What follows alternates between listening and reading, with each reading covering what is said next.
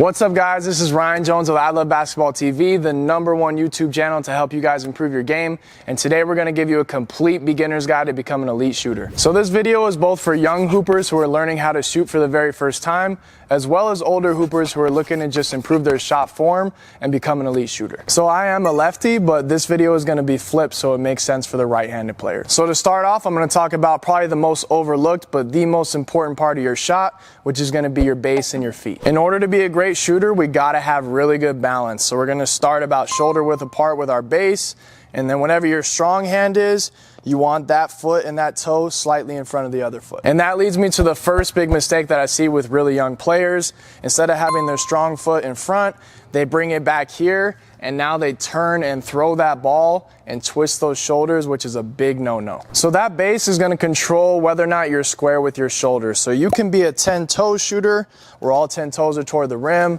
I'm pretty square here. Or you could be slightly tilted, but the way you want to tilt is you want your shooting strong hand shoulder to be a little more angled toward the rim, not completely, but straight on or just a little bit. So the next key to being a great shooter that can't be overlooked is going to be your hand placement and having good control with that shooting hand.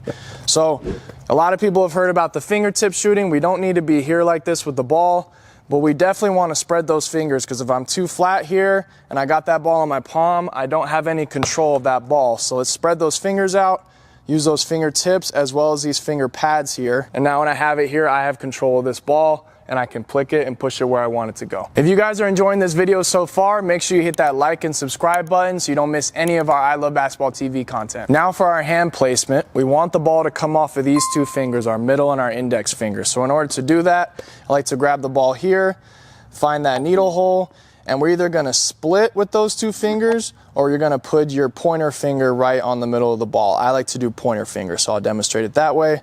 Now I spread my hand out, and as far as your guide hand, we don't want our hand directly on the side of the ball, because then I'm a little more influenced to push with that thumb and I don't have great control here. So I'm gonna sneak it down just a little bit, not in front like this, but just enough where I have good control here, and then this is going to be my hand placement. The guide hand is going to be our second biggest and most common mistake for young players. So when you're really young and you're not strong enough yet, these hands creep closer together, and then you're going to push that ball with two hands, and that habit can stay with you even as you get older, where you still have an excessive thumb flick and somewhat of a two-handed shot. So we don't want that many factors that could change the direction of the ball when it comes off our hand. We want to be very consistent. This guide hand is supposed to truly be a guide for the ball. So what I mean by that is when I bring the ball up here, it's really just helping me keep this ball centered and nice and stable for my shooting hand until it could take over and finish that shot with the flick of my wrist. So I don't want to take this hand off too early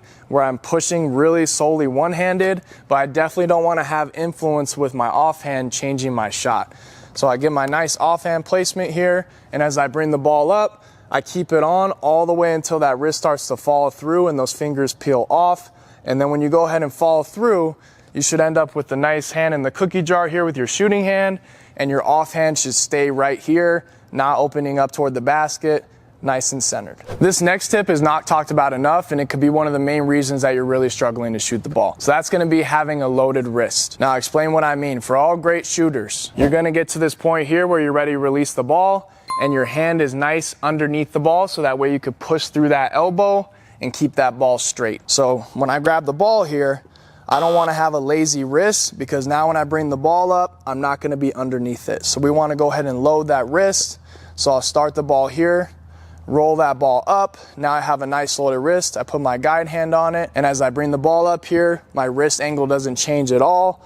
So now when I go up to release the ball, I'm perfectly underneath the ball, and I can flick that ball straight. Before I get into the next tip for building that elite shot, make sure you go ahead and click that link in the pinned comment down below, and we'll send you guys a free scoring workout. Now it's very important to understand what you're aiming for and having the proper arc so that ball goes in at a higher percentage. So some players want to shoot more bank shots.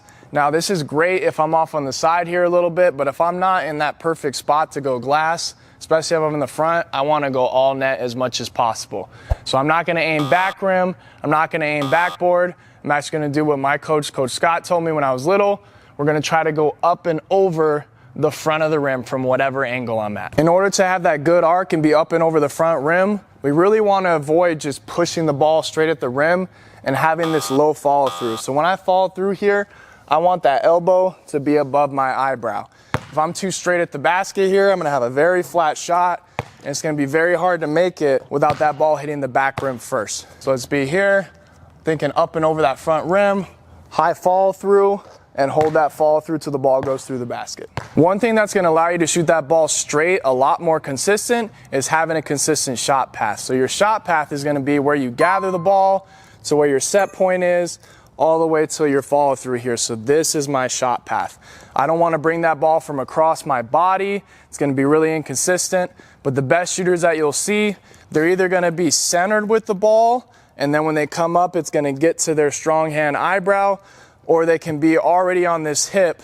That way that ball moves straight up that path. And that's what I would recommend, because I think that's going to be the most consistent, especially if you build it from a young age. So you can start with your rollout drill here. That'll help for both your loaded wrists, but also for your shot pass. So I keep it on my strong hand side, put on my leg, roll it up here, put my guide hand on. And now when I go up to shoot, that ball is going to go from my hip to the chest to that eyebrow, and then follow straight through with that consistent shot line.